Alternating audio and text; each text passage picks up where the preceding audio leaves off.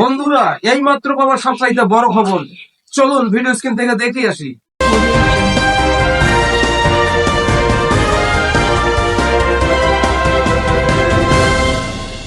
দেশে আওয়ামী লীগ নেতাকর্মীদের গ্রেফতার অভিযান অব্যাহত রয়েছে। এরই মধ্যে সারা দেশে কর্মসূচি ঘোষণা করেছে বাংলাদেশ আওয়ামী লীগ। মহান বিজয় দিবস উপলক্ষে জাতীয় স্মৃতিসৌধে শ্রদ্ধা নিবেদন সহ দেশ জুড়ে একগুচ্ছ কর্মসূচি ঘোষণা করে দলটি। বঙ্গবন্ধু এভিনিউতে এই মুহূর্তে আওয়ামী লীগের নেতাকর্মীরা বিভিন্ন আওয়ামী লীগের যে অঙ্গ সংগঠনগুলো রয়েছে সেই অঙ্গ সংগঠনগুলো নেতাকর্মীরা অবস্থান নিয়েছেন।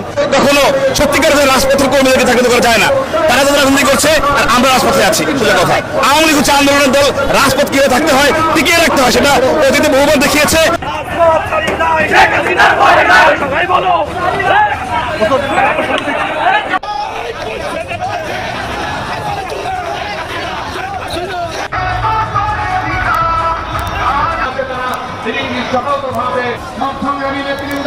আমরা লক্ষ্য করছি 100 নম্বর ওয়ার্ড আওয়ামী লীগ।